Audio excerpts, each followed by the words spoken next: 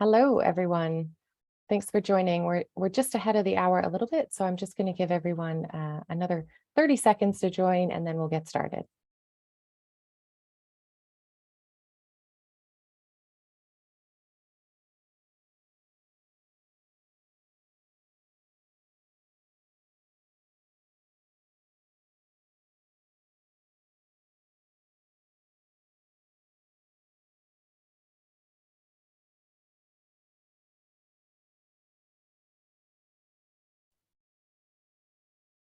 Okay, so we're right on the hour, so let's get started and let people to continue to join. Thank you, everyone, for returning today for the second part of this TCFD training, the Task Force for Climate-Related Financial Disclosures, specifically for banks. And yesterday, we were looking at the first two core pillars of the TCFD at governance and at strategy. We looked at scenario analysis as well. And now we're going to move into risk management and metrics and targets. So to get us started today, I just wanted to reintroduce the returning hosts and our new facilitators for today's session. So myself today, Tiffany from the UN SSE Initiative. I'm the head of the SSE Academy, and Evan Guy from CDP. He's the policy manager at CDP. We do TCFD training together with stock exchanges globally, and we've been doing that for the last year or so. And we're joined today with Barrett from IFC. She's the Senior Climate Finance Specialist from IFC's Climate Business Department. And Leah from UNEP FI. She's the Program Officer from UNEP FI's TCFD for Banks program. So thanks to everyone for partnering together with us on this program. And we're looking forward to being here with all of you to answer your questions as they come up. A bit of housekeeping again before we get started. For those who weren't in yesterday's session, again, apologize to those who weren't able to get in. We had a capacity of 500, and once we reached that, we weren't able to do anything because the Zoom platform only lets 500 in. However, if you did get in, you remember that there were a lot of questions in the Q&A, and we're happy to continue to answer those questions today. So if you have any questions, please just drop those in the Q&A box, and we will answer them as we go. We try to save 10 minutes at the end for additional Q&A to let you ask your question and open your microphone. However, if we do not have time for that at the end, that acts as a bit of a buffer. So please don't hold your question for the end. And since this is the second session of a two-part series, please make sure that we get your question answered. So drop that in the Q&A as soon as you have it. And we can always go further on to that in the Q&A session if we have time. We will again try to have a 5-minute break halfway through to let you get up and stretch and move around. And all the presentation materials are available to you in your handout. That handout's been shared in the chat box, and Vanina keeps sharing it so everyone can get it and look at it as they go through or use it afterwards. It has additional notes from the slides that we're showing here, so it gives you a little bit more context than the slides we're using for our presentation. Also, one additional item today is that if you did join us yesterday and then you're back here today for the second session, you can get your CPD certificate for completing this session. You do have to join both sessions to be able to do that. And then at the end, just to fill in a short feedback survey. So at the very end of the session, we'll share a link to that feedback survey. And if you fill that out and you've attended both sessions, within about a week, you'll receive a certificate of completion. So here's what we're looking to cover today. So after our quick welcome and a review of yesterday's session, we're going to dig straight into the climate risks and opportunities we identified last session, and we're going to hone into how they relate to banks specifically. Then once we've identified those climate-related risks and opportunities for banks, we're going to go into how to manage those risks. Right before the break, we'll move into briefly the metrics and targets that you can set based on those risks and opportunities that have been identified. After our break, We're going to do a few kind of deep dives, and we're going to cover a few topics that companies usually struggle with the most. That is net zero targets and transition plans. And then hopefully we'll have time for Q&A at the end, but we'll also fill your toolbox with extra resources you can use as you continue on this journey. We have 4 key learning objectives today. These are different from yesterday's learning objectives. So what we hope to cover today, and we hope you take away from this session today, is to be able to identify practices to manage climate-related financial risks and opportunities that face the banking sector. We hope to help you understand what measurements are appropriate and effective in measuring and setting targets for climate resilience. We also hope to help you understand how a transition plan and net zero targets can be implemented. And finally, to help you identify how the TCFD recommendations can be used with other key tools and frameworks to create resilient and agile strategies. So with that, let's just do a quick review of yesterday. It was a bit of a whirlwind whistle-stop tour of the TCFD. We provided a bit of background of where the TCFD came from and really set the scene of why it was needed. And then we dove straight into the first 2 pillars, governance and strategy. So just as a reminder, these are the 4 core pillars of the TCFD's recommendations. So remember, we have 11 core recommendations. So we have 2 governance recommendations, and then 3 strategy, 3 risk management, and 3 metrics and targets recommended disclosures. And these 4 core pillars, while we present them separately, are all very much interconnected.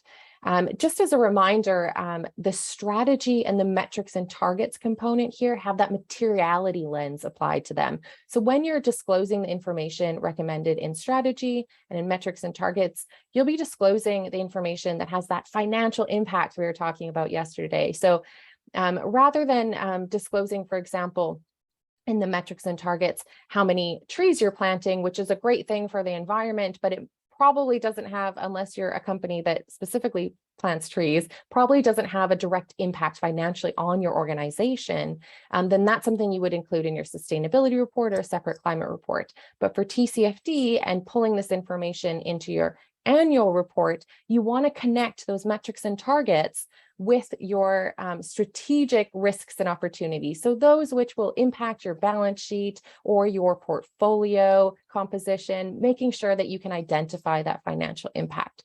So strategy and metrics and targets both have that financial impact component to them. Just as a reminder, however, in metrics and targets, disclosing your emissions is deemed material for all companies. So the TCFD recommends that all companies disclose their GHG emissions. Then on governance and risk management, which are really more process-oriented disclosures, they're deemed material for all companies. So they've taken away that materiality lens.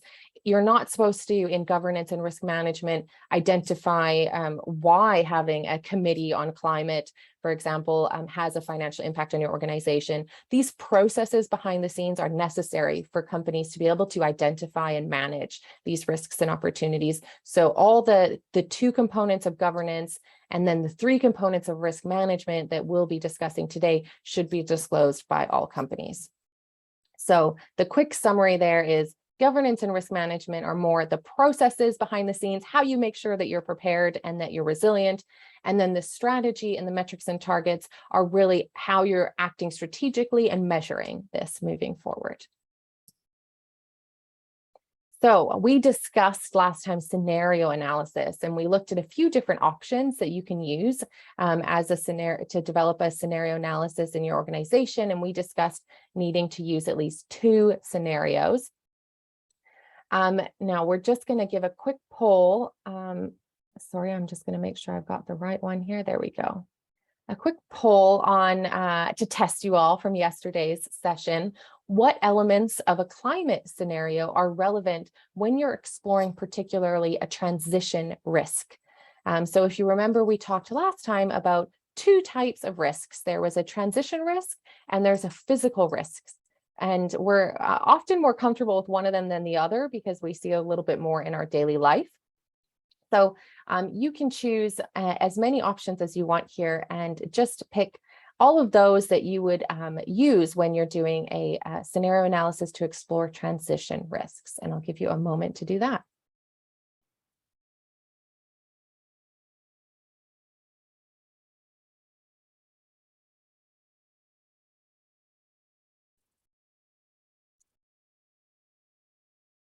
Okay, I'm going to give you 10 more seconds and then I'm going to share the results.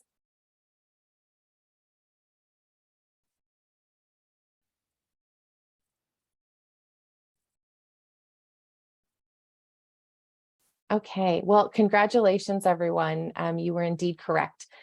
So when you're conducting a scenario analysis, it will indeed be relevant to look at carbon prices, sectoral emissions, and of course, economic indicators such as GDP.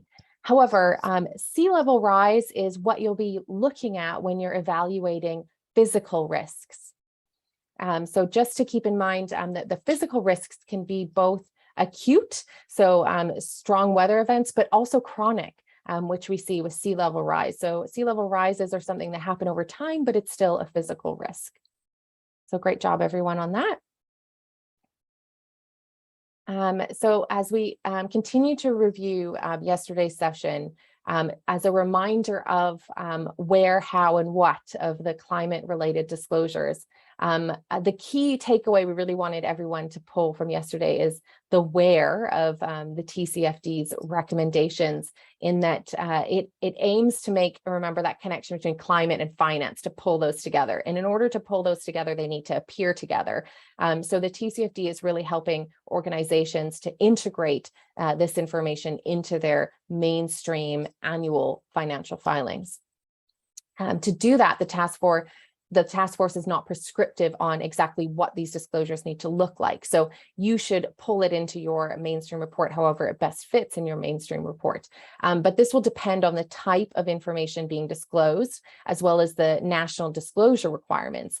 And this is how countries have managed to make it mandatory in so many nationalities, because it fits well with other frameworks. If you're already using another framework, then you can use it together with TCFD. Keeping in mind, the key point there is that financial impact. So whatever has a financial impact on your organization should be disclosed as a material risk or opportunity in your annual financial filings. So finally, the what component, the task force, of course, recognizes that most information in financial filing is subject to a materiality assessment. However, they do indicate that governance and risk management recommendations are material for all organizations, as I was just discussing, whereas strategy and metrics and targets recommendations should be provided when deemed material. So when you're doing that materiality assessment, trying to understand, where does it hit your company on the balance sheet and your portfolio, with write-offs, with increased costs, with increased revenue or decreased revenue, etc. And as you move forward in your journey of disclosure, you'll be able to move from more of a qualitative description of how it's going to financially impact your company to a more quantitative description of how it's going to impact your company.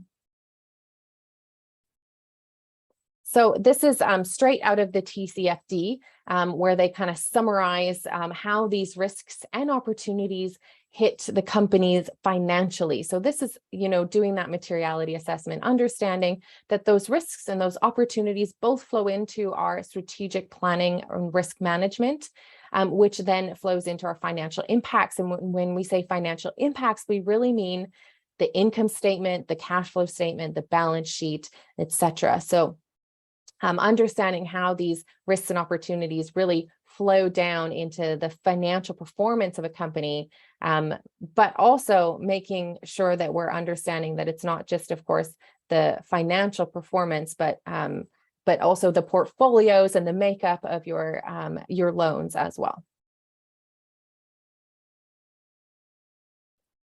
Another key thing we discussed yesterday was how to get started and how doing maybe a gap analysis or mapping can be useful. The flip side of that is making sure that this information can be easily found by investors. And what companies are increasingly doing is using a TCFD map like this one we see here. So the TCFD recommendations are on the column on the left. We see those governance, strategy, risk management, metrics, and targets, and the 11 areas of recommended disclosure. And then next to them, they indicate where they can find this information and also supplemental elements that they add to that. So this is a fairly advanced version that you're looking at here. However, you can see companies starting from day one when they're mapping out where they're at and where they want to go using a tool like this. What's important to note is that this disclosure is being used by investors to be able to appropriately assess and price risks and opportunities. So it's important that it's easy to find.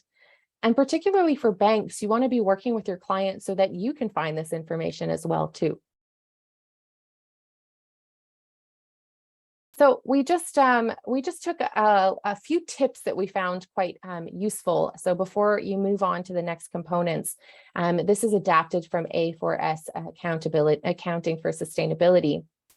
And there's kind of 5 core tips as you're getting started on this journey. And the first one is to figure out where you are now, which we discussed last time, is doing a gap analysis and maybe setting a roadmap for moving forward. So you can use the slides from last time, the handout from last time, to look at that roadmap that we proposed. And also in this point, it's really important for you to identify the risks and opportunities that you already are following or that you've already found are facing your organization. And often at this point too, when you're figuring out where you are, you'll start to decide on either updating or creating a climate policy. The second key tip is to get internal buy-in. So we talked about this last time, about the key necessity of getting that buy-in from the top. And we also talked about having a TCFD team where you really make sure you have a climate champion that's usually at the top. A board level or C-suite level can be the most helpful, of course. In internal buy-in, we find that the best thing to do here is to do that financial impact analysis. Help your leadership understand what are the opportunities. Remember last time we talked about how the opportunities actually far outweigh the risks here, and putting it in monetary terms can really help to get that internal buy-in. Also, we really suggest doing upskilling of your board and your leadership and bringing in external experts to do that, and introducing accountability and incentives here.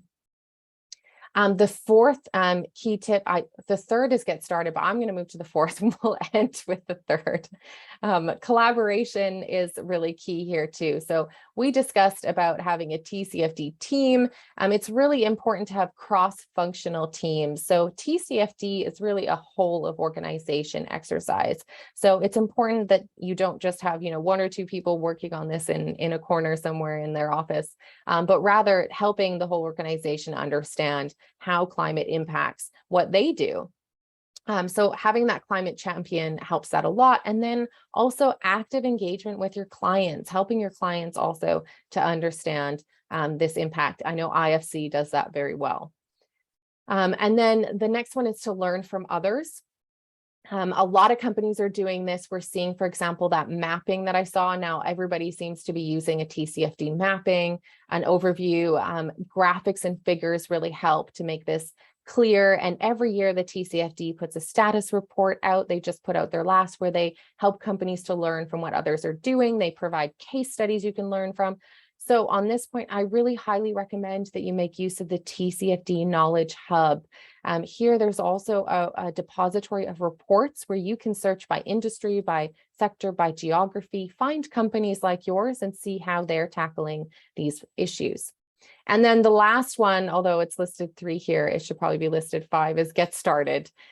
So really just start moving, because this is a journey. It's not an end point. So get started by defining your time horizons, and start looking at the regulatory requirements that you either already have to comply with or are going to have to comply with in the future, and use the step-by-step guidelines that are out there. So for example, last time we discussed the TPI's 5-phased approach. There's also a 3-phased approach from TCFD that they've put out.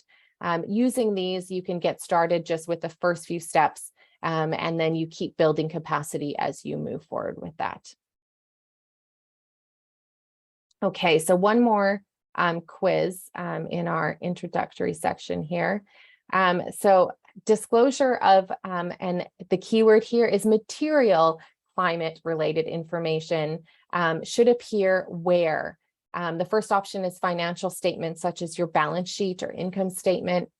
The second is financial statements and sustainability reports.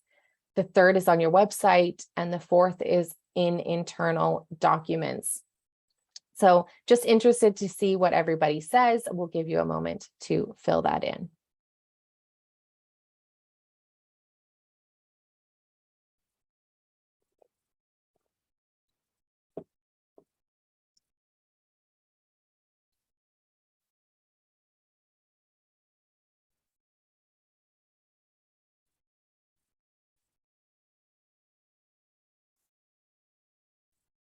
Okay. So it looks like some people can't fill it out, so they're putting their answers in the chat, which is totally fine. I'm going to end this poll in 10 seconds now, and then we'll discuss.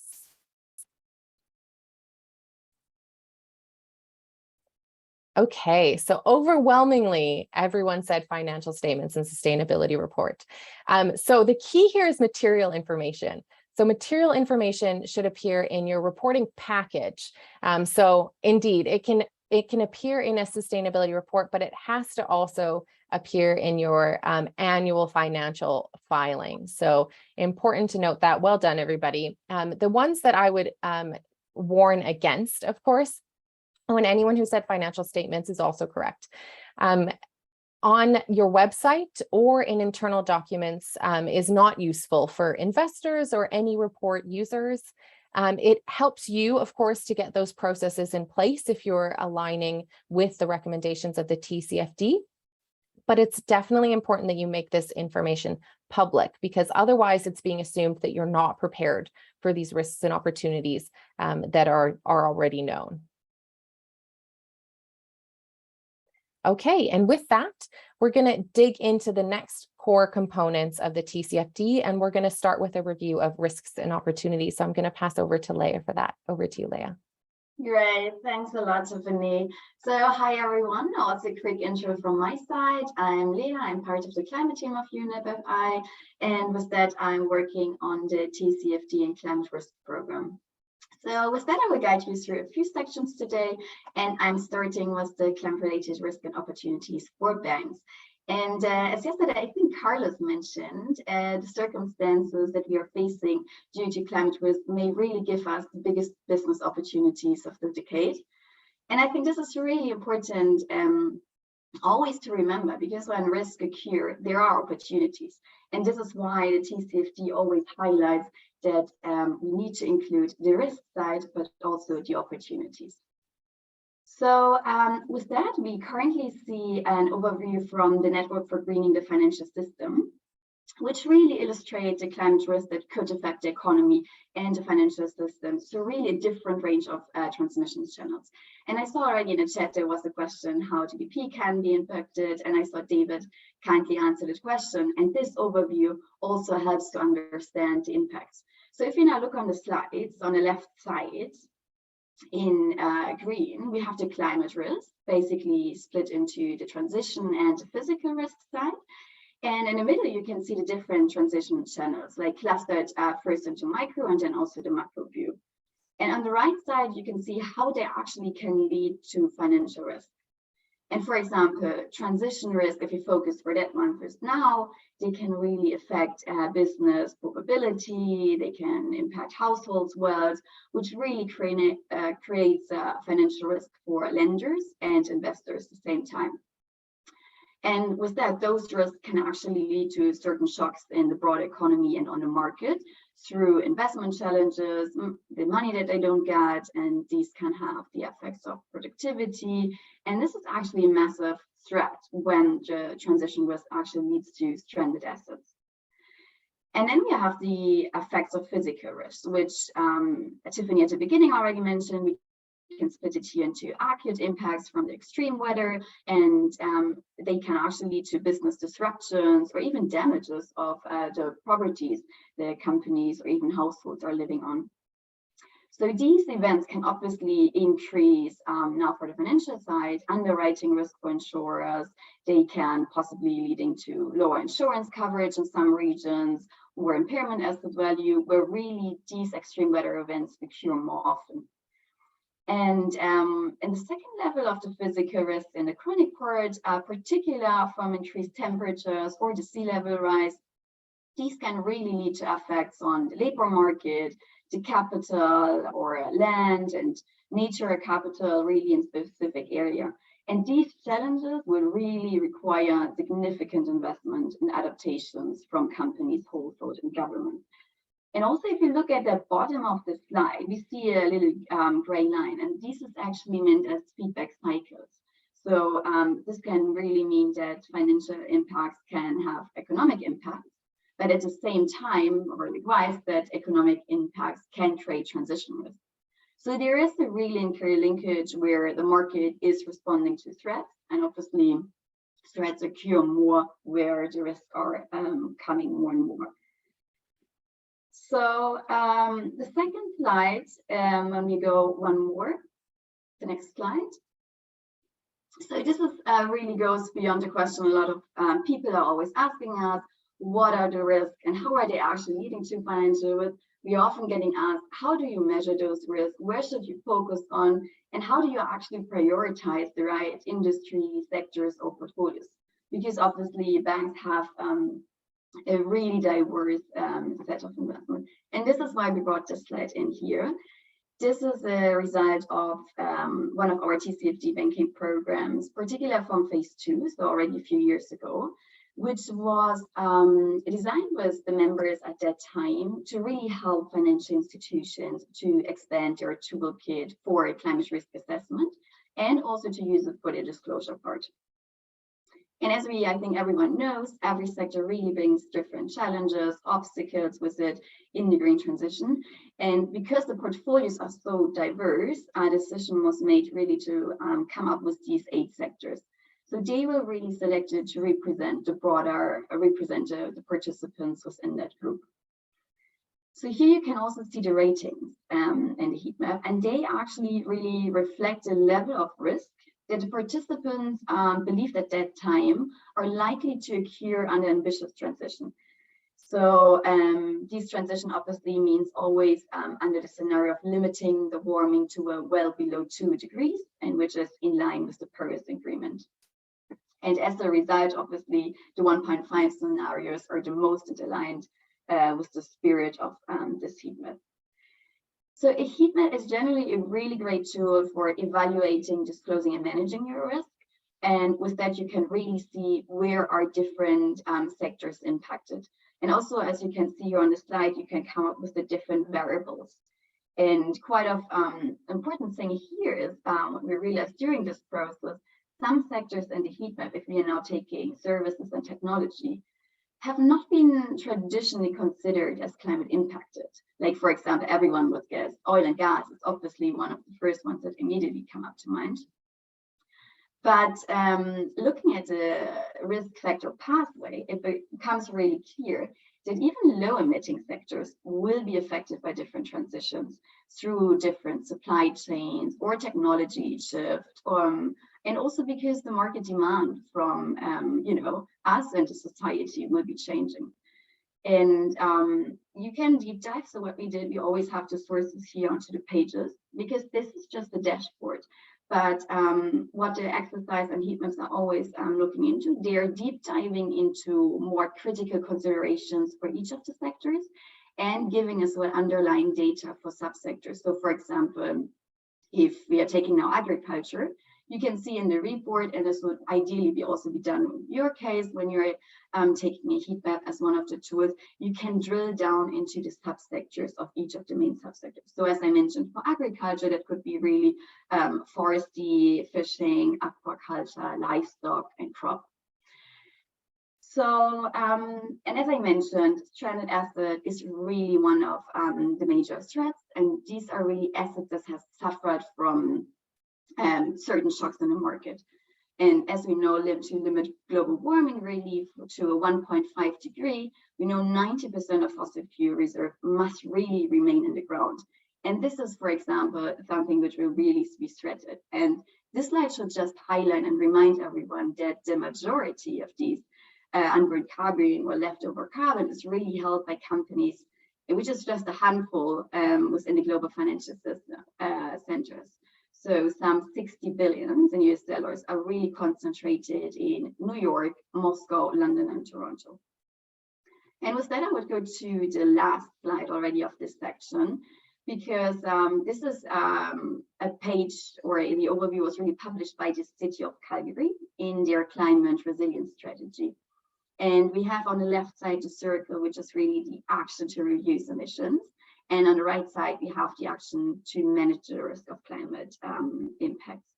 And this is really the interplay, and it's so important interplay between the mitigation and adaptation, which we always should consider together. And if we look into the overlapping right middle circle, that is where we build really climate resilience, which means in the future, if we successfully take action on both of sides, we might come up with really solutions for water conservation, new energy system, or even if we maybe have, local food produce or urban forests. So this is really helping to build and update our internal infrastructure. And again, this is really where different opportunities arise as well for the financial system. So the TCFD generally gives a few main categories of opportunities that are resource efficiency, energy sources, product and service, as well as market and resilience. And if we just maybe take a look into the resource efficiency section, so there are a lot of really opportunities that arise, and they can really range from that we come up with more efficient ways of transport, we can have a more efficient production system, we adjust the distribution processes, and due to the new technology, we can have different recycling systems, and maybe have the companies as well in very efficient buildings. So these opportunities, if they are taken, they can also lead to then for two different financial impacts, which are the companies have reduced operating costs, the production capacity can be increased because the systems are more lean and more efficient. And obviously this can then benefit as well the workforce, the management, and the planning itself. So at the end of the day, we can have a really improved health and safety for everyone involved.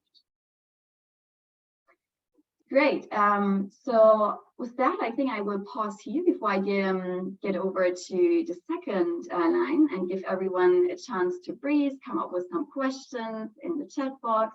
So to keep my colleagues busy, and I also will have a look later to answer some of your questions.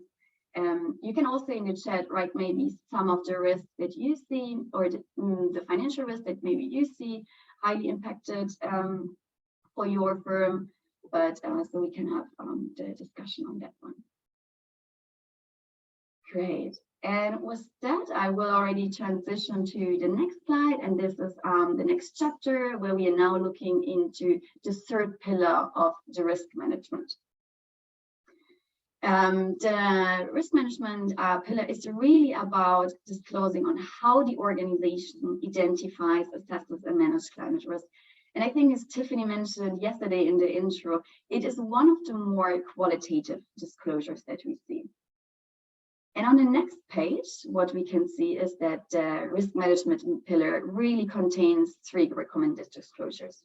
So we have on the side, as you can see, we have A, B, and C, with one supplement guidance under A for banks specifically. And as you are aware from yesterday, the TCFD organized the financial sectors into 4 major industries. So primarily based on their activities. So for banks, it's lending, and insurance companies for underwriting, etc. And I mean, the focus for this training is on the banks, and this is why we brought in also the supplement guidance. And their intention is really to provide additional context for the financial sector when preparing the disclosures. So when we're looking now to A, so A is really about describing the processes for, and the focus is really on identifying and assessing the climate risk. And what is meant by it is really that banks should disclose their general risk management processes. They should really come up with relevant and where it is a significant impacts for the organization, and actually how and whether they consider the existing or any emerging regulatory requirements, which are related to their climate risk.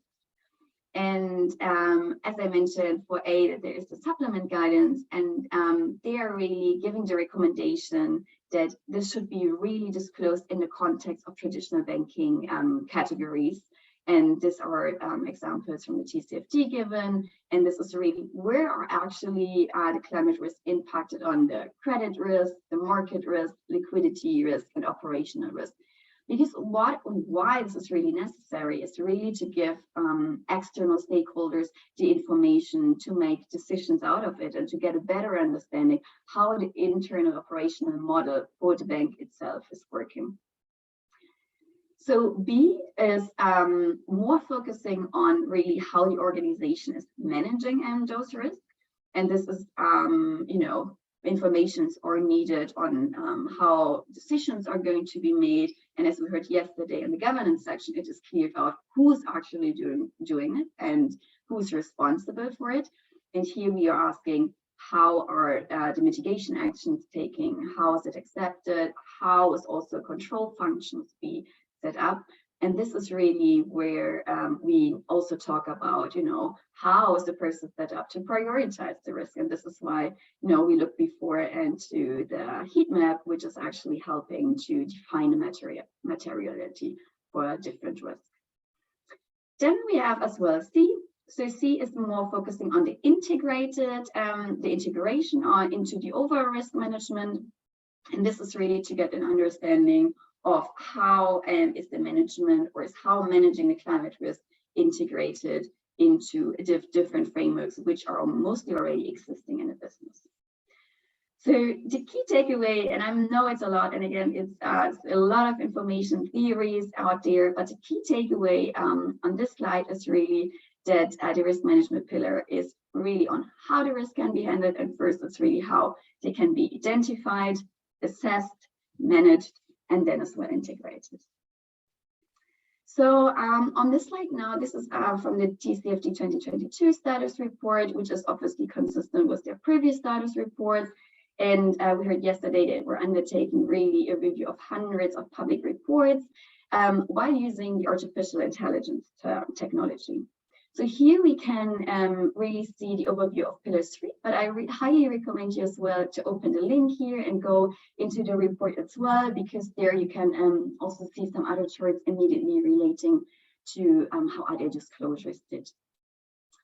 So the reporting on risk management program processes is really below average, but as you can see here on this slide, this is improving. And in 2019, which is the dark blue line here, to 2022 light blue, and then 2021 is the lighter one. This is where we can see across all of the recommended disclosure is steadily improving. So due to the low level for all of the recommended disclosures, they obviously, because the starting line was lower, they have a strong growth compared to the other recommended disclosures, so to all of the other 3 remaining pillars. And this is really ranging between 14 to 20 percentage points between 2019 and 2021. The greatest increase in reporting from 2019 to 2021, we see was 20% point, which was in the 3rd recommended disclosure, which is really in the risk management C section. And with that, we can go to the next slide, which is highlighting the climate risk versus the ESG risk. And given that the risk management recommended disclosure C, which is, as we just heard, also the most disclosed one now, or it was the highest increase, is really focusing on the integration of climate risk and opportunities into the broader risk management process. This is why we also want to understand, obviously, how is it involved, or how does climate fits in the ESG landscape. And as we know, environment is really focusing on, or it has really to do with what is the impact on the climate. So what do the organization's impact is? And this is where I think naturally every one of us would immediately take climate in. And then there are, just as a reminder, the other two pillars. So we have social, and this has really to do with the impact an organization has on the people, their employees, customers, and their general community in which they are operating. And the third one is governance, and this has really to do with how an organization is governed and really gives transparency on the setup. So investors are obviously increasingly applying these non-financial factors as part of their analysis processes to identify material risk and also growth opportunity. But why we want to highlight this interlinkage is because we know that climate change has really far-reaching implications. And there is an open question whether climate action has outgrown the ESG mandate and needs its own. And in fact, obviously, it's always a debate, and everyone can decide it on there as well, like on their own. But we know that climate events can directly or immediately impact safety and different physical assets. And this is why we see task force, TCFD, TNFD now for the nature, as well as coming up to really highlight the importance of climate within, obviously, the environmental part. And this is why it is kind of important and very special to put attention on the climate aspect. Good. With that, we can look into the next remaining slides, where we give everyone just a few examples that we thought are really some great disclosures, where I just want to highlight why we actually took them. And yeah, which just gives you, some inspirations and examples to look into. So the first disclosure example is from HDFC, which is an Indian bank, and this is in featured from their sustainability report. And what they have done very nicely is really to lay out their anticipated risk exactly in the list that is recommended by the TCFD. And I mean, this is just a snapshot from their transition risk side. But again, here, if you open a report and you just go through the resources, you also will see that they did exactly the same for the physical risk side. So, and what they did is they're not only describing on, what the risks are, what they identified, but more importantly, was this exactly in line with the recommendation from the TCFD. They are describing on how the company identifies those and how they actually manage them. So they really highlight the processes, which is so important, obviously, for the external stakeholders. And in the text as well, they mentioned how their committees are even working and reporting. So they really give a lot of detail, and as well as how the committees are then linked into the overall framework that they already had established within the bank. And this is, I think, a great example as well as to show how the different TCFD pillars are interlinked, because we are getting obviously the information which committees are set up, which is kind of coming from the governance section, but they are also telling us how it is working and giving us more information about the risk itself. The second example we brought is from ABN AMRO. This is a Dutch bank which have really integrated the aspects into the annual report. So this is why we linked the annual report here.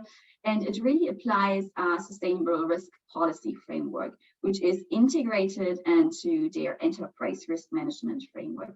And it is really nice because it defines conditions under which the bank's business in generally works with different stakeholders like clients, suppliers, investors, and this really on a higher level defines how the bank's risk appetite is actually set up. And as you can see here on the screenshot, what they have is they have put out bank-wide documents, which are exclusion policy, different statement and standards, where immediately different businesses are getting excluded just because it's a wider standard they're applying to their business. And in the bottom of the page, you can see that they have also sector documents, which are really briefing conditions for different sectors. And as we already heard previously, this is where a lot of differences and challenges are coming, because every second sector is just different in how it is set up, what challenges that they're facing. And this is, I think, also where we're currently seeing different Net Zero Banking Alliance working on it, with different briefing papers coming out to really support the activities within a bank to help them guiding through how it will operate. Great. Then coming to the next example. This is an example from a Brazilian bank, from Banco do Brasil, from their complementary content section, as well within their annual report. And they are showing a materiality metrics chart. And this is really a very common way, and I think very nicely done by them, to show the prioritization of risk and what they have identified, and actually how now they are going to prioritize it. So they, and how the process works, again, you can read it up, but they have done a cycle of consultations with all their primary stakeholders and management. So they really gain through different consultations, surveys, a lot of information of where different stakeholders see different risks and how do they emerge. And in the second step, what they then did is really they discuss internally with the different committees and management. Okay, now we have a long list what our stakeholders see as different risks, but how do they now give the risk different weights in terms of influence and impact? So according to the priority from their stakeholder maps, they give the weight, and this is why you can see on the X and Y axis the impact and the influence. And I think this is really great visual for everyone who is for the first time seeing this report to go into. You immediately understand what they actually did, and you can spot them, and then this is how the risks are rated, and then you can see obviously what has the biggest impact and the biggest influence, and then you can see innovation, technology, diversity, and this is how then different topics can be prioritized within the organization and also be taken forward. And just being conscious of time, I will skip the next two examples and will go already into the unified climate risk landscape. So this is a report that was published as last year, and this is really a report that can be used by ideally, obviously, banks that where you can look into different tools. Because the idea of this report was really to give an overview of different scenarios, methodology, and give guidance around how actually does the risk landscape look like. And it comes up obviously with certain transition risk and also physical risk. But the report, and this is where I would like to guide you on, really highlights an excellent overview with different tool providers in the markets that can actually support you on the journey to get the right data, to get the right metrics you might need within a support to run your own analysis, but also to help you then on the journey towards the disclosure or for any other external documents. So this is a report, and then we can see on the next slide that highlighted a few challenges that are currently identified and for last year. And I mean, obviously, we all know a lot of challenges, and challenges are changing or adapting, but just some of them are really meant here. And this is when, if we now look into the first challenge, it's about increasing standardization and mainstreaming. And as obviously data providers are not regulated yet, we do see voluntary recommendations. So this is the topic that really everyone kind of in the market will work on in the future, is to harmonize processes that all banks, financial institutions know what regulations are, the providers know how different assumptions, methodologies are working. So we really can have, at the end of the day, harmonized outcomes that are comparable.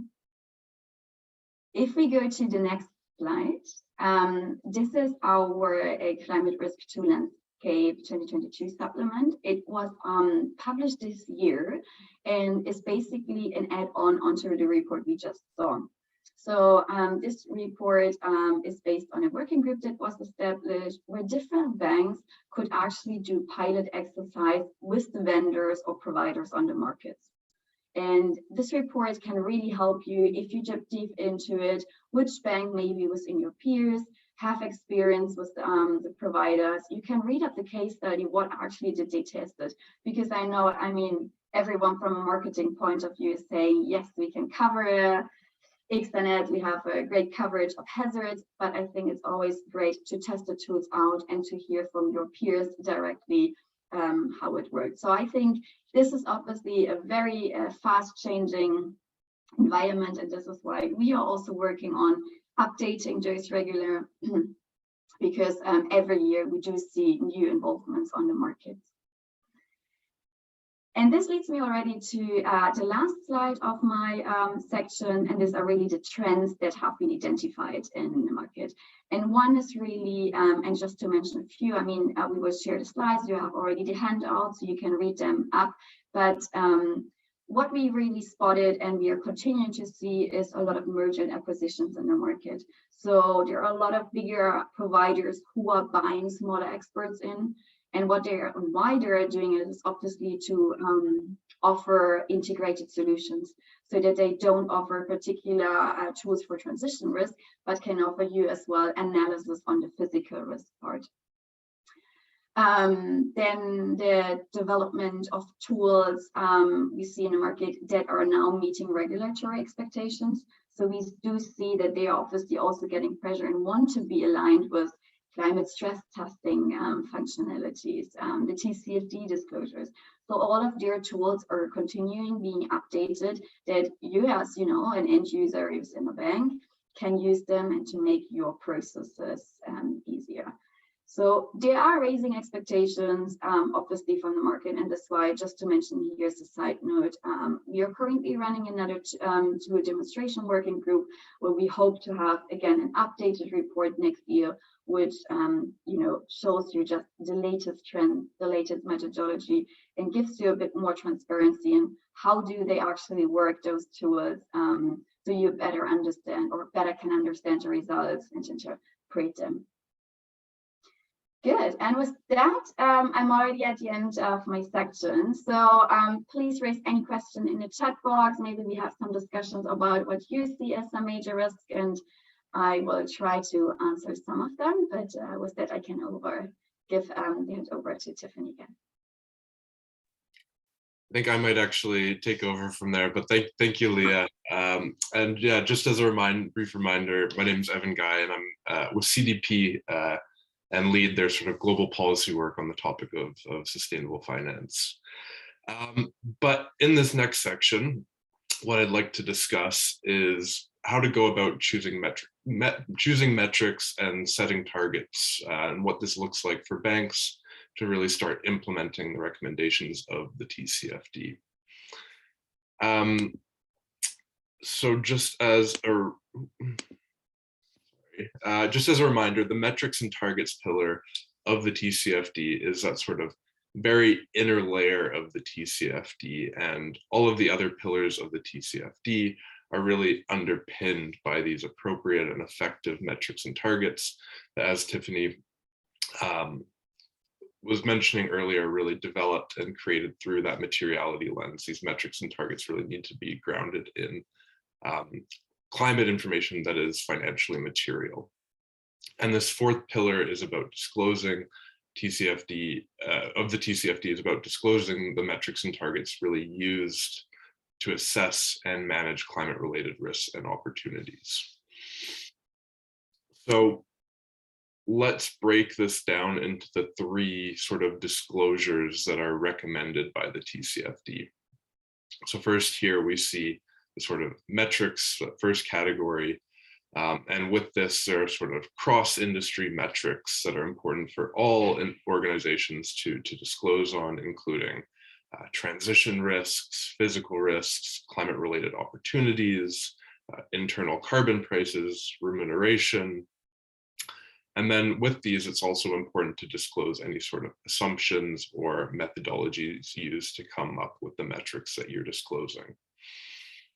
And then for banks in particular on this first recommendation, there are sort of three pieces of guidance on metrics. Firstly, is that banks should report on the metrics for their lending and financial intermediary business activities. Secondly, they should report on their carbon-related assets. And then thirdly, it's recommended that banks report on their performance in aligning with a 2-degree or lower scenario. And here really sort of connecting strategy disclosures with metrics, how you're using those sort of scenario analysis disclosures to inform the sort of metrics that you're developing and how you're tracking that over time. And then the second area of metrics and targets disclosure specifically really hones in on those greenhouse gas emissions, because they're so important to climate change. And here it's recommended that all companies, even beyond banks, should disclose scope 1, scope 2, and if relevant, scope 3 emissions using the greenhouse gas protocol. That's sort of the preferred and recommended methodology from the TCFD. And you may note that I said if relevant for scope 3, for banks, those scope 3 emissions are likely going to be very highly relevant. And so important to look at all three areas, all three scopes, and not just those first two. And with that, there's specific guidance for banks to report on greenhouse gas emissions from lending and other financial intermediary business activities using the Partnership for Carbon Accounting Financials, typically referred to as the PCAF methodology. So that's sort of further recommended guidance for banks within the TCFD.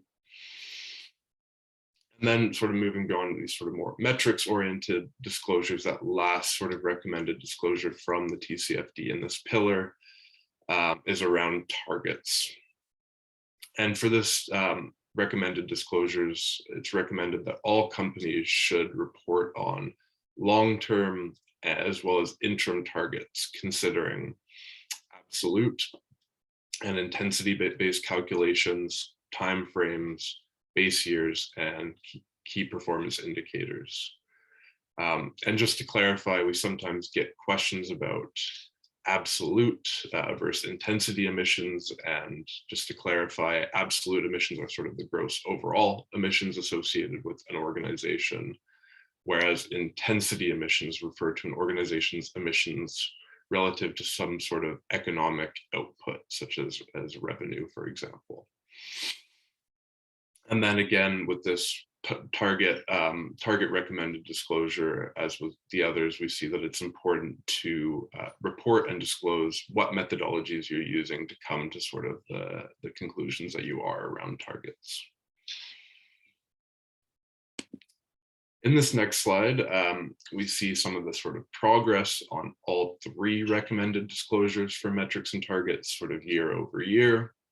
And based on the last fiscal year assessment, the sort of percentage of companies reporting across all three recommended disclosures ranged between around 40 to 50%. And while it's great to see sort of progress on all of these, I'd like to particularly note the sort of drastic increase in the disclosure of climate-related targets, indicating that companies are really recognizing the importance of setting these targets to manage the risks and opportunities that they might be identifying. Perfect. So let's have a look at some examples to hopefully make this a bit clearer and a bit more concrete. Here we have an example from Standard Bank Group, who has metrics for climate within the overall ESG indicators. They have metrics for sectors with elevated transition risk exposures, such as coal-fired power generation and oil and gas. They have metrics for sectors with elevated physical risk, specifically looking at the agriculture sector, which is vulnerable to both acute and chronic risks. And then really importantly, they start to disclose metrics for opportunities by looking specifically into opportunities created through climate mitigation in the renewable sector.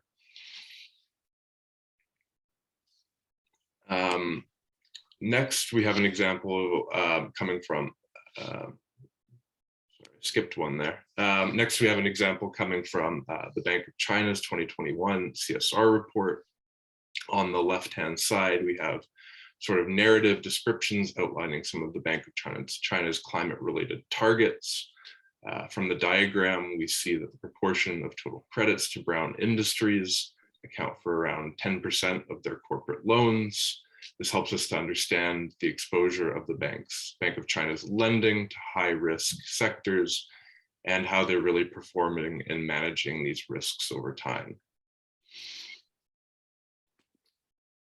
Next, we see here the Bank of England's sort of roadmap for reaching net zero, and this sort of gives directions for banks and other financial institutions a clear picture of the sort of the pace and direction of travel for the UK's financial system.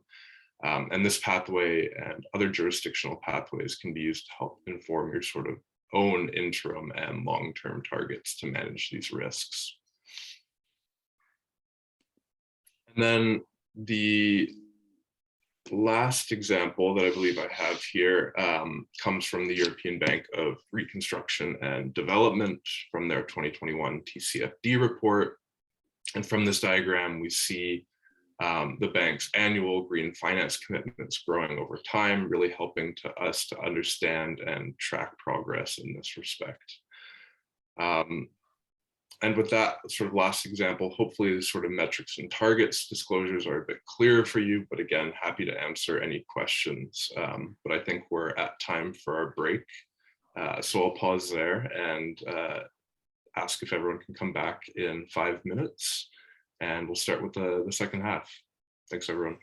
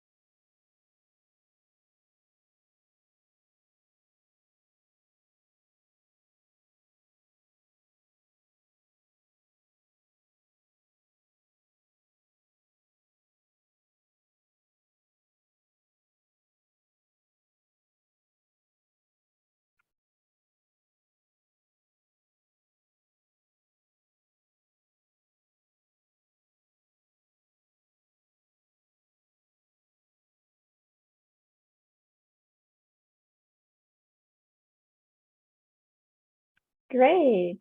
And with that, we all can come back from our little comfort break.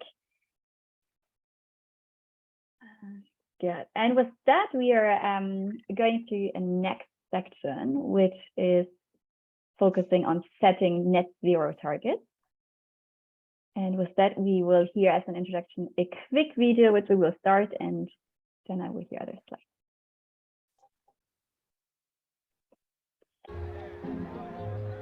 The stadium is hushed. The runners are on their marks. We are racing towards net zero. But what are we racing for? And who else is racing alongside us? Carbon dioxide. CO2 makes up 80% of the greenhouse gases that act as a barrier in our atmosphere, trapping heat, causing the temperature on our planet to rise. And when that happens, our systems collapse. Net zero recognizes that we need to reduce our emissions to a point where we are no longer increasing the concentration of greenhouse gases in our atmosphere. But to reach these ambitious goals, companies have to change. Policy has to change. Consumers have to change. And as investors, we have to rethink our portfolios. Across the board, it hasn't happened fast enough. That's why we are now calling this transition a race to net zero.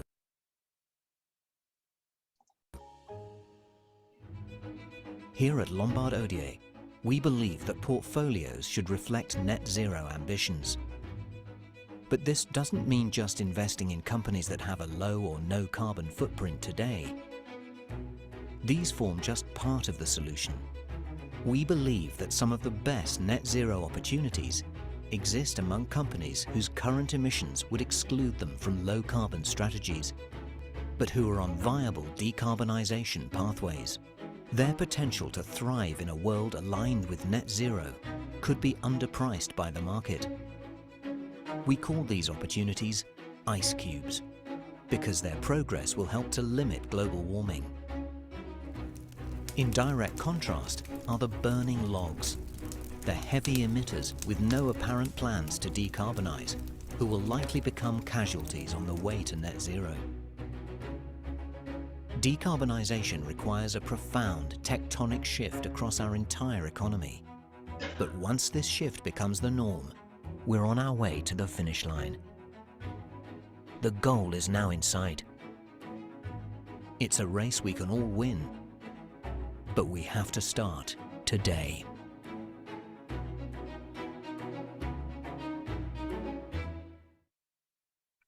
Great.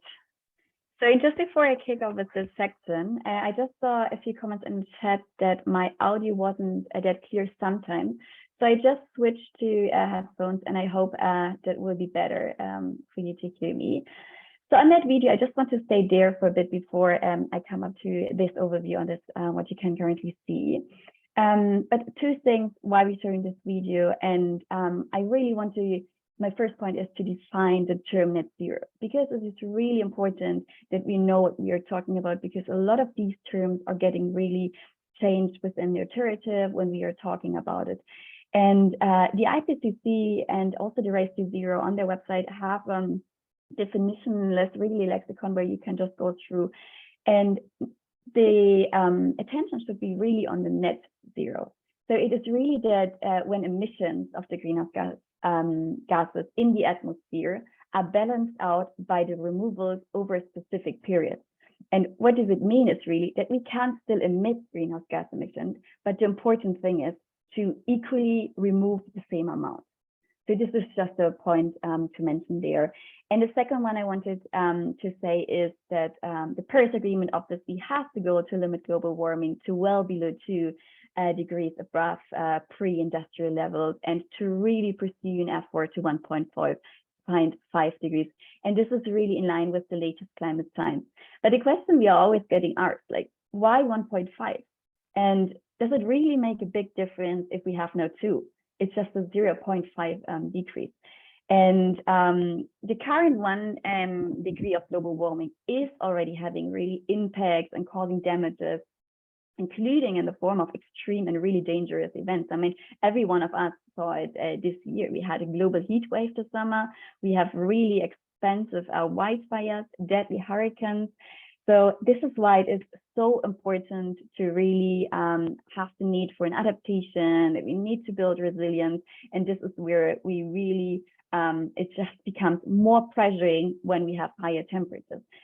And also, just before going to the section when we are actually talking about net zero, I just want to give you some more examples, because obviously on the last years, we already recognized that higher global temperatures lead to greater climate impact on land, ocean, polar. But now with the improving climate science, we are just now always better in a position to quantify these impacts. And this is then also the answer why 1.5 and not 2. So for example, right now, nearly 700 million people, which is 9% of our world population, will be exposed to extreme heat waves at least once every 20 years in a 1.5 degree world. But more than 2 billion people, which is an increase, like it's 28% of the population in a 2 degrees world. And similar, another just example, in a 1.5 degrees world, the end of century projection is that 70% of our tropical coral reefs are at risk of a really severe degradation due to the temperatures. But virtually all will be gone if we are having an increase of a 2 degrees world. So this really just should give you a bit of a background information why we are always talking about 1.4, and this is why we are focusing in today's section the net zero targets. And this is why we see also, and this is why we have also this slide, we see different processes coming up. But just generally beforehand, we see a lot of movement within the sector, and there is GFANZ, the Glasgow Financial Alliance for Net Zero, which is really the leading financial institution under the Race to Zero, which is basically an umbrella organization that brings together 7 financial sector alliances. And right now they are represented for more than 500 members into one strategic alliance, and they are really addressing all the same common challenges we're all facing. They are trying to come up with best practices across and also for the financial sectors, and this is where their work is concentrating. But now, for setting a net zero strategy, and this is what the overview here on this page is showing, it is really important to identify and understand the key steps that are really needed and required to set these targets. So it really starts into developing ingoing view of the target. What is the company's vision? Where does it want to go? And with what regulations have to be in line? Then the organization really has to look into what is actually my baseline year? What are my baseline targets from where we are starting and where the journey begins? And from there, it really addresses what gap do we have to close over next year, and how are we actually going to do it? And this is where an iterative process starts in again, where a company has to evaluate their financial impact, what they are going to do from a financial planning perspective to really reach their targets. And by the time they have an idea of where they are going to start, what their targets are, how they are going to achieve it, this is by the time then where they can finalize net zero targets.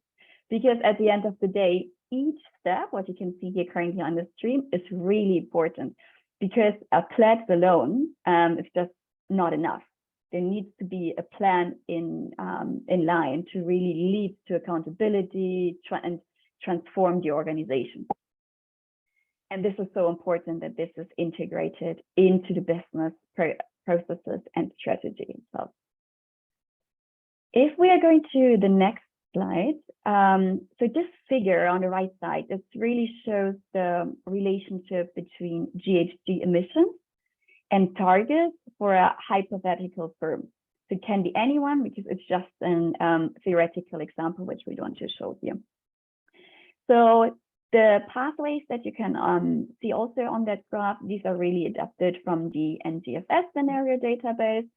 And what you can see basically is that when a firm is putting or is committing to reduce scope 1 and 2 emissions and put net zero targets in place by 2050. You can see on this graph that obviously by 2050, the CO2 equivalent urban zero, but it's different graphs and different pathways are showing their interim targets. And you can see here within their circle and bubbles, and I hope the screen is big enough for it, that they have when do they want to plan to have a reduction of 20%, 50%, 70%, and 90%. And the TCFD is giving also guidance on how effective targets should be set up. So by the time we know what the process is, they are giving here, and this is something you can see on the left side, is it's really important that the targets are linked to your strategy, to the risk management framework. It should always be linked to the relevant metrics which you're currently having in-house. So it means really that the targets need to be quantifiable, understandable, and just that also the last 2 points that the TCFD is mentioned, it should be really periodically reviewed and updated, because climate change is unpredictable. Climate science, we know the models are good, but still there's an uncertainty. So it is very important to review it and report on them annually. If we go into the next slide, here we have some 3 methods of target setting. And I mean, we can talk about the absolute emissions, and this is the first layer you are currently seeing. And absolute emissions means really what it is. It means the emissions that are produced by a company or a firm. And this is really critical, because for different sectors, you can use different target setting methods depending on what of their needs is. And this is why here we have also listed some advantages. So it allows really to include different subsectors, because at the end of the day, it's really the accumulating and to sum up all the emissions across the firm's businesses. The second one is emissions intensity. And this is really the volume of emissions per unit of GDP. And this reduction emission means really less pollution is being created per unit of GDP. And again, for different sectors, it might be useful to use emissions intensity targets, just because they allow really growth to being comparable to the emissions of the companies. And it just has different benefits compared to just accumulating the absolute emissions.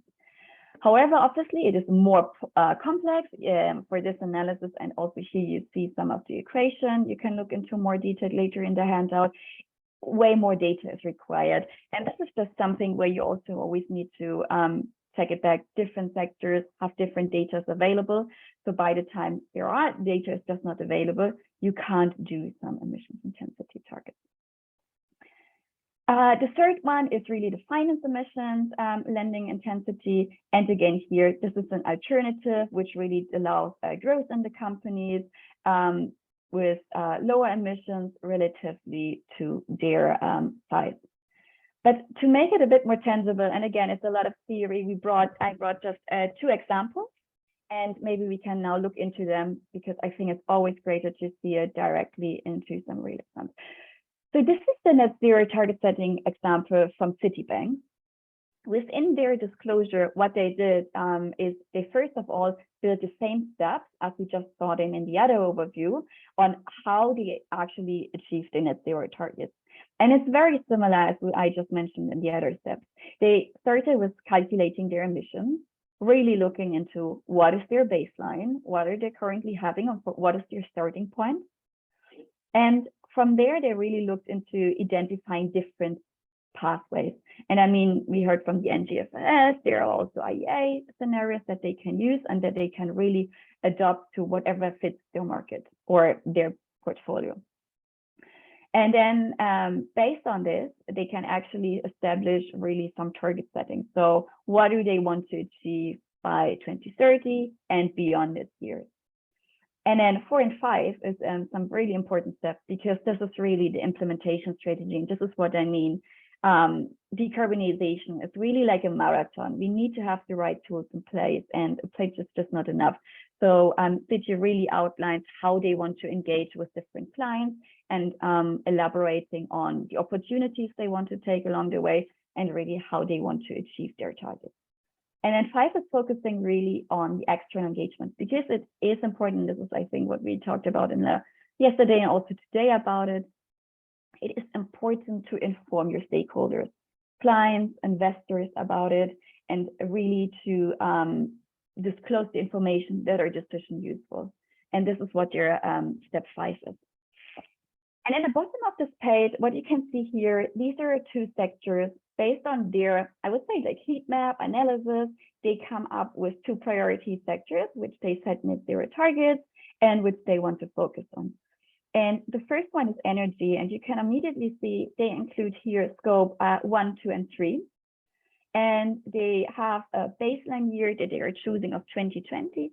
And again, it's up to a firm to come up with their baseline year. It should be a reasonable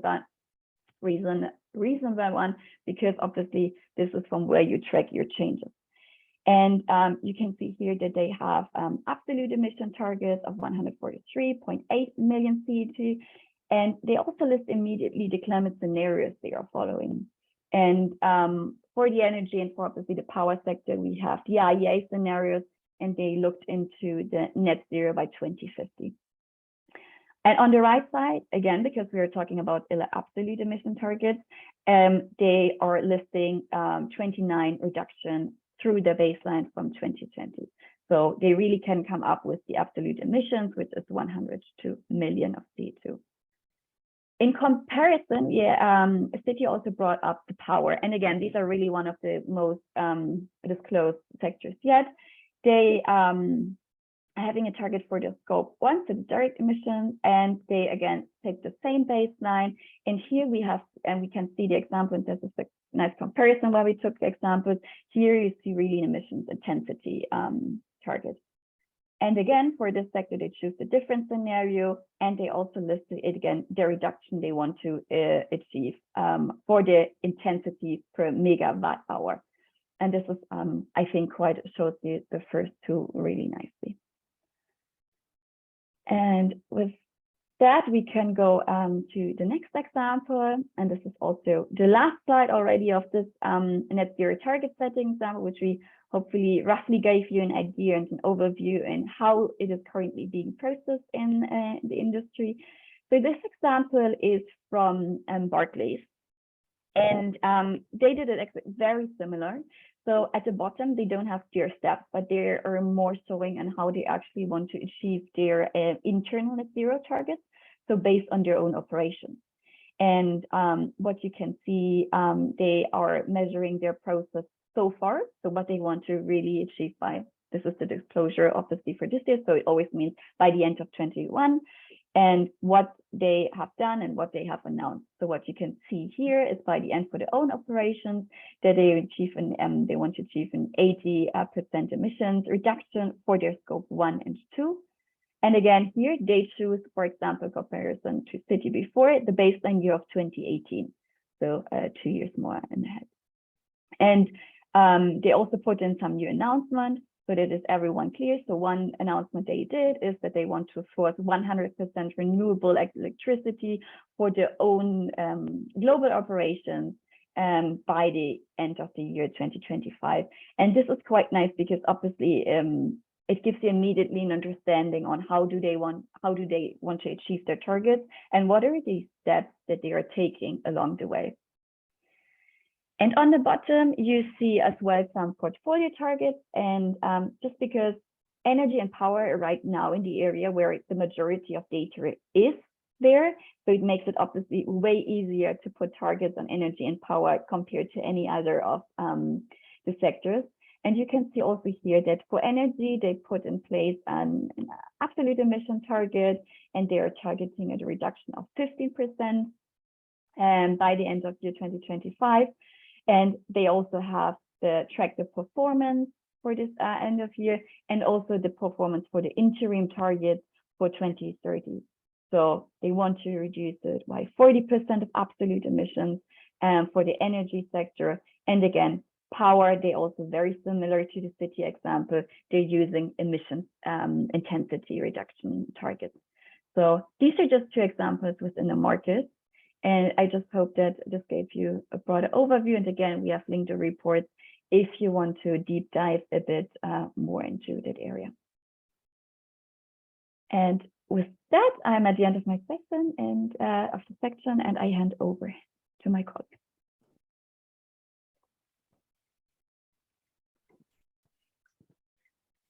Thank you, Leah. And this is where we will, after having talked about identifying and managing climate-related risk and opportunities and appropriate metrics and setting targets, now we'll move on to an interactive exercise or session where everybody should be ready to think and how to apply what we have been talking about so far. But before we get to there, let's be discussing a little about how to develop a transition plan. A transition plan should be a part of and aligned with the bank's broader activities for addressing climate-related risk and opportunities, which in turn should be part of and aligned with the institution's overall business strategy. A transition plan should contain sufficient information to enable users to access its credibility. For example, the plan should describe the financial institution's current climate capabilities and transition pathway, financial plan. The institution may also want to describe significant limitations, constraints, and uncertainties in the transition plan, such as the challenges regarding estimating Scope 3 GHG emissions. A transition plan should articulate specific initiatives and actions that the financial institution will undertake to effectively execute the transition plan, including regular milestones. For example, the transition plan may articulate how the institution plans to reduce Scope 1 GHG emissions by switching to renewable energy to reduce GHG emissions in their operation. As previously mentioned, Scope 1 and Scope 2 are typically not the main emission factors for FIs. Scope 3 tend to be the biggest challenge. And that's where the net zero strategies for banks looking to specifically reduce Scope 3 emissions. A transition plan should be designed to consider and help achieve specific targets in the in the financial institutions' plans transition to a low carbon economy. Progress against the institution's targets should be regularly tracked, and by using the metrics we talked about, the transition plan should be consistent with the broader economic and sector-wide science-based pathway to a low carbon economy. It should be reviewed on a regular basis, and at least every 5 years would be appropriate to update if necessary. The FI should review its plan in line with its overall review process for climate-related targets in order to ensure that the transition plan continues to be relevant and efficient to its overall strategy process and transition. The financial institution should also publicly report its transition plan annually, including significant updates to the plan and comparison of completed actions to planned actions in the prior reporting period. And finally, FI should be transparent and describe the approval process and the oversight, the accountability and responsibility within the institution, including the role of the board and the senior management in overseeing the plan. The next slide is an example of a Dutch asset management firm, Robeco, and their roadmap or transition plan. It shows the decarbonization pathway and it lists the measures to be taken for each 5-year period from 2015 to 2030. Baseline is set in 2019 and the net zero target is year 2050. The commitments are to reduce emissions from their investment portfolio and operation by 30 and 25% respectively by 2025 and by 50% by 2030. That means for the last 20 years, there is still a 50% reduction. It's relevant here to note that there is a distinction between the emission from the investment portfolio and the operation, which illustrates my point from the previous slide that emissions from the investment portfolio, primarily scope 3, is much higher and more challenging for a financial institution or an investor asset manager to manage, and it requires a different approach, such as investing in climate funds, thereby tilting the overall portfolio, and or direct engagement in investee companies helping these to transition and lower their emissions. We see here that Robeco have 6 areas of action. It's illustrated in the lower left corner. GAMF illustrates that the financial system plays a vital role in facilitating the allocation of capital throughout the economy, as we will see on the next slide. Financial institutions support the real economy by allocating capital and providing relevant service to firms and to enable their current business activities and finance forward-looking strategies. If we could change to the next slide, please. GAMF is the acronym for Glasgow Financial Alliance for Net Zero. It was launched at COP26 in Glasgow last year, and today counts over 500 financial institutions that have committed to the net zero GHG emissions by 2050, in line with the goal of the Paris Agreement, limiting the global warming to 1.5 degrees Celsius.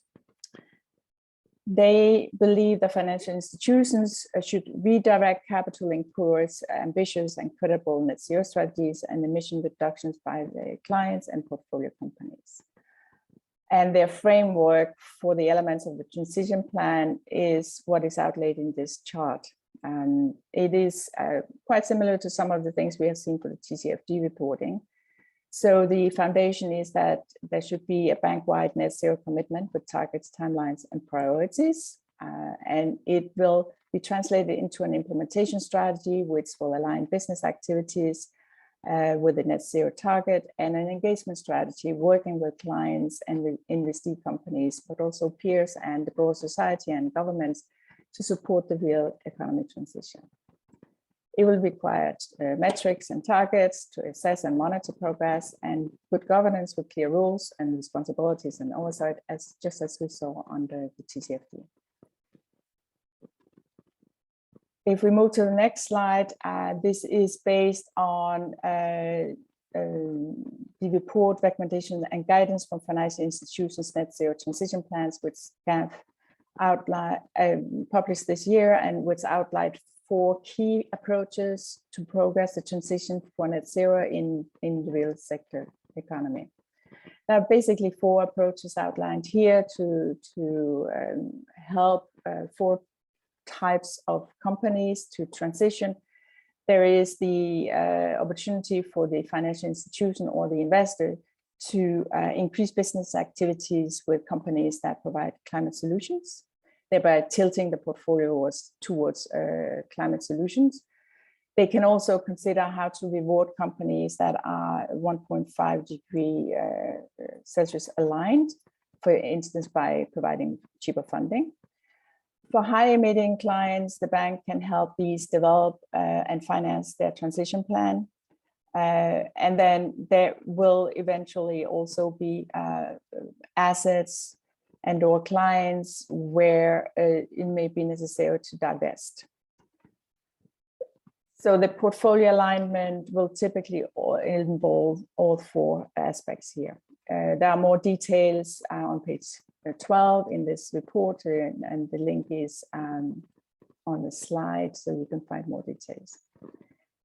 That brings us to the last slide, and it's now time for you to act and to think. I think we are doing pretty well for time, so I will give you 3 minutes to reflect on the strengths and drawbacks of the 6 strategies listed here. The engagement with high emitting clients, the divestment from high emitting clients, financing for the transition of high emitting clients, rebalancing of sector portfolios to shift to a lower emission clients, expansion of financing low carbon sectors, and expansion of financing climate solutions. basically variations of the 4 approaches we saw just now. I think you will just open the Menti and you will find the 4 questions here. And when you have the results of your votes or your thoughts, we will have a conversation around what works and what may not work. So 3 minutes from now.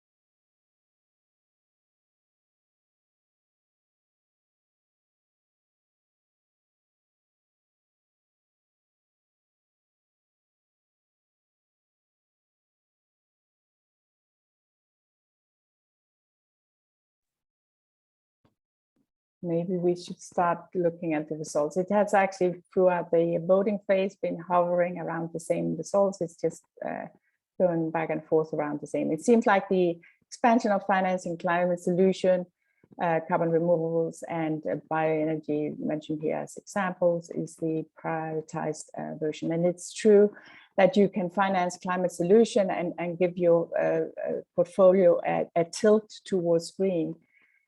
But the question is if it's enough. There are carbon intensive industries, high emitting industries that we are still very dependent on, such as, for instance, aviation, cement production, steel production, and what do we do with these kind of sectors? There, the transition plan and the transition finance interaction becomes more interesting and more relevant. Engagement with clients, absolutely very important. You will have to have a conversation with them on how they see the future, how they think they can improve their or reduce their emissions, what they think about it. Basically, you may in some cases need to have the same conversation with the client as you have as a financial institution or asset management company been through on what will it take for this client to transition. It will be a transition plan, it will be a decarbonization pathway, it will be reporting, so you as a financial institution or investor in the company can track performance. So it basically reflects the same thing in the real sector, that the engagement with high emitting clients will be talking about this. Divestment is something is very almost controversial in the sector. Do you want to divest from? And if you divest from, are you just leaving the problem to others? And will it actually make a change if you divest? It's not necessarily the first and the best solution. I think it comes after engagement, but you may end up in a situation where the client is not receptive of thinking about transition, and where you will just have to have that decision internally. What do we do now? If the client is not ready to transition, then maybe it's better to leave.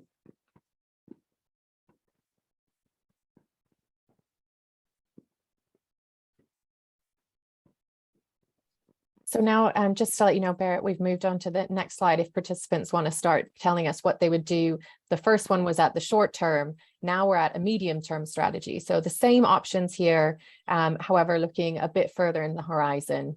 And the last slide will look at long term. So we'll give them a moment to fill this one in.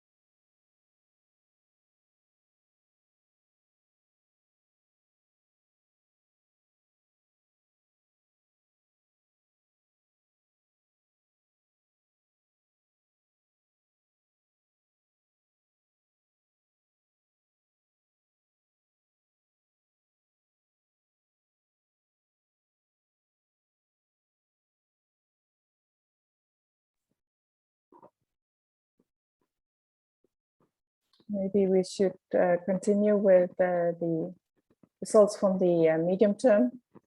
It's more or less, I think, the same thing. I see that financing the transition of high emitting clients are moving up in the priorities or focus. While that may have more of a medium term, it will take longer time to actually get this to happen. This is perhaps something you should think that starting sooner rather than later, because it's you may have heard that people are talking about we have this decade to get it right. Starting talking about how to transition high emitting clients in the medium term is perhaps not the best approach. Maybe you need to start thinking about that a little quicker, a little sooner. Divestment is becomes more relevant in perhaps in the medium term, given that you now probably have already had the first engagement with the client, and you have also realized that transition, given that that's also moved up the pathway of how do you finance transition of the clients, that it may not be the opportunity for that client for whatever reason, and therefore the time comes where you may need to make the tough decision of divesting or walk away from a client. Tiffany, I don't know, do you start the next or? Thank you.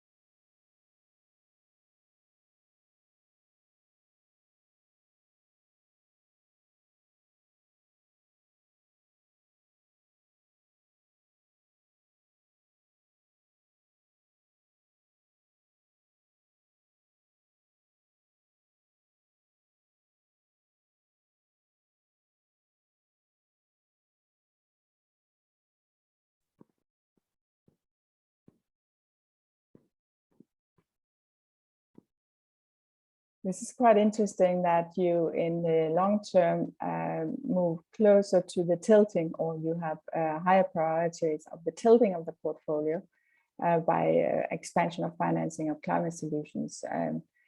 I wish we could have a conversation about why that becomes more interesting in 2040 and beyond. I think it's equally important throughout the years. I also noticed that divestment is moving up, and that is probably true. That is something that happens in the medium long term. Long term can perhaps just be too late. Maybe that should have happened earlier. Engagement within the high emitting clients, it's an ongoing activity that goes on with aligns with the transition of high emitting clients.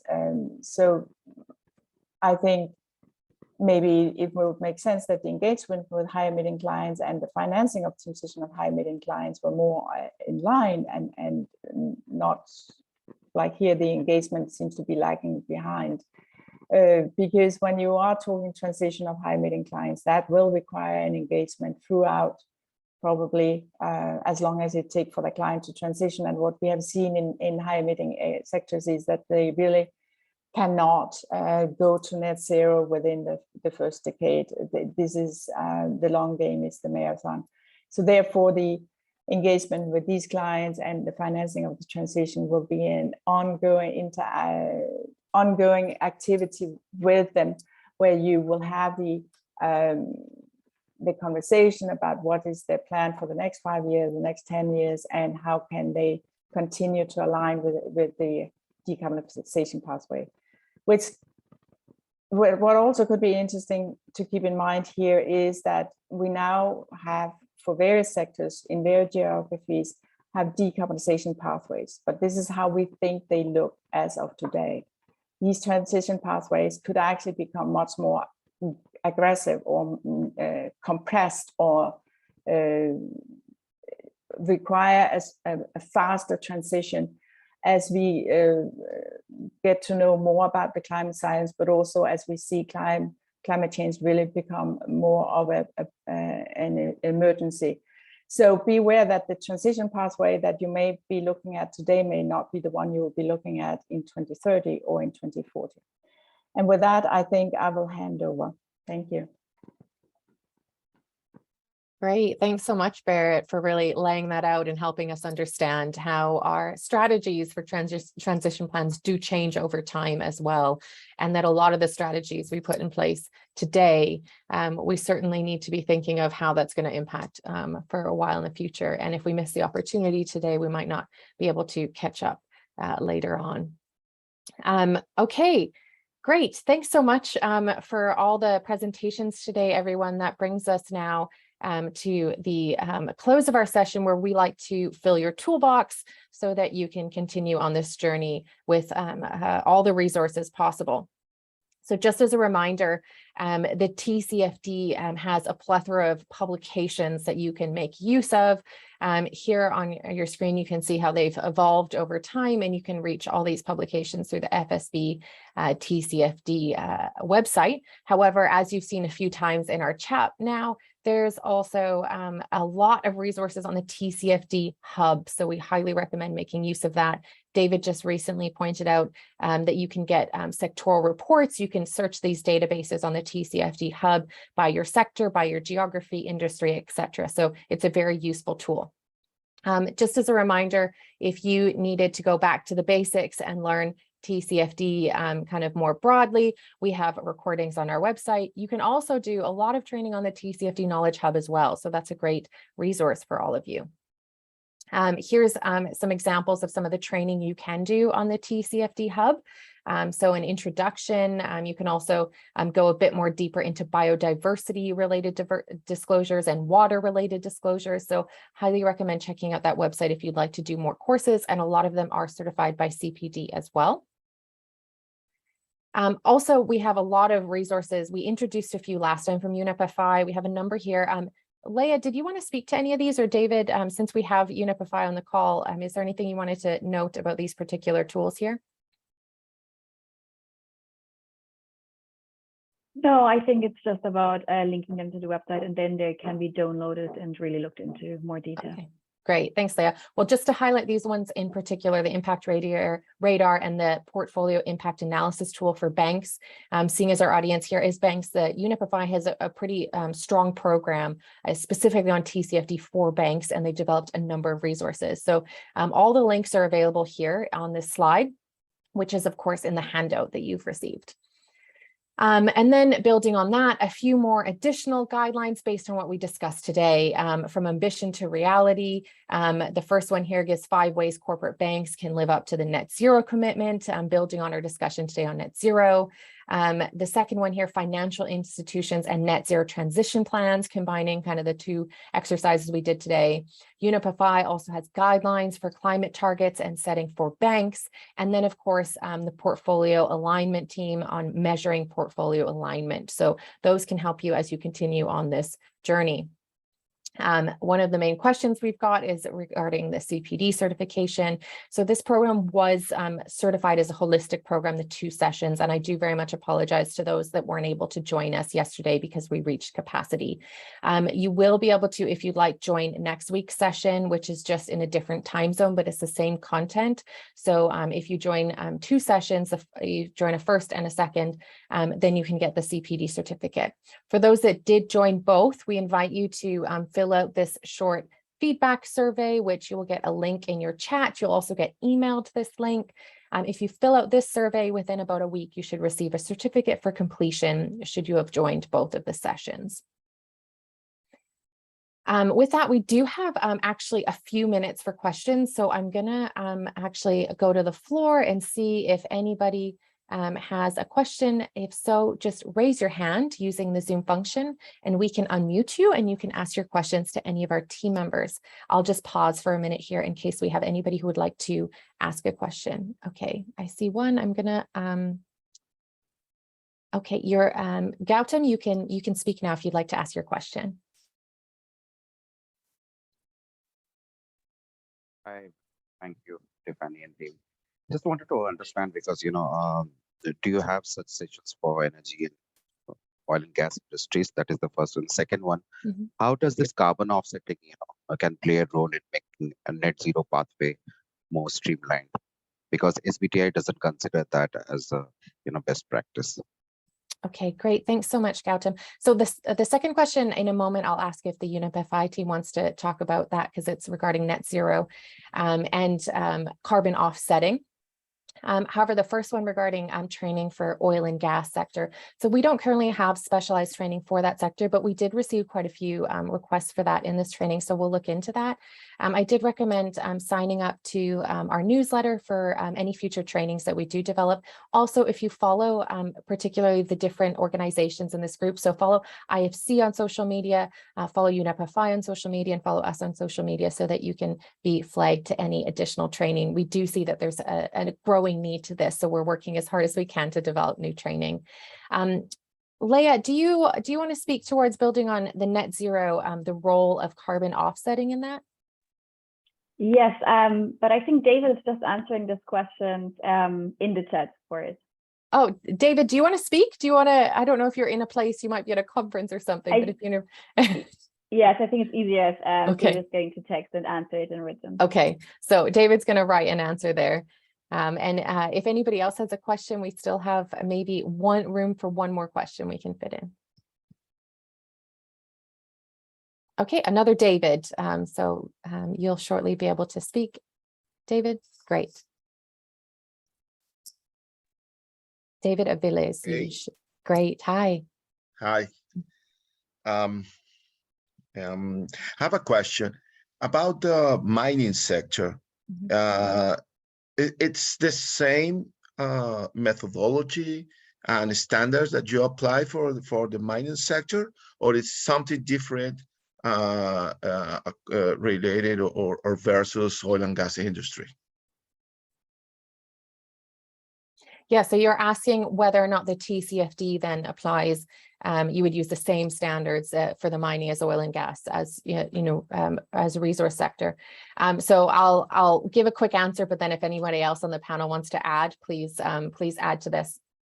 So just to note that the TCFD does have their initial guidance standards, and then they have supplemental guidance for any, sectors that were deemed to be high risk, and the mining sector will fall within that high risk sector. So the mining sector does have additional guidance, but just to note that the TCFD is non-prescriptive. So what it helps you to do is, of course, identify that financial impact. So making sure that you have those processes in place and that you can then identify the financial impact on top of that. So technically, it wouldn't be so different, other than the fact that your risks and your opportunities will be entirely different from the oil and gas sector. So the guidance is not so different, but the results of your report will be very different.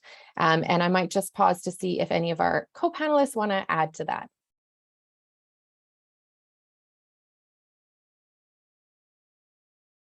It looks like no. Okay. Okay. Well, I hope that answers your question, David.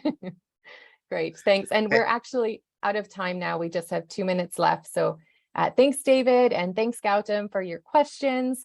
And I'm going to move now to our last slide, where I'd like to really thank all our partners for coming together for this.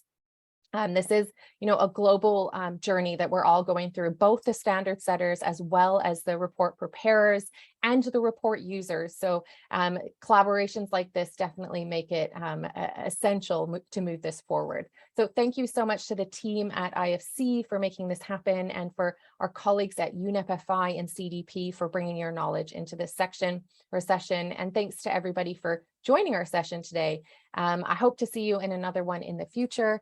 And thanks so much to Lisa, Vanina, and Ari for handling all the logistics behind the scene. Thanks, everyone. Have a great day.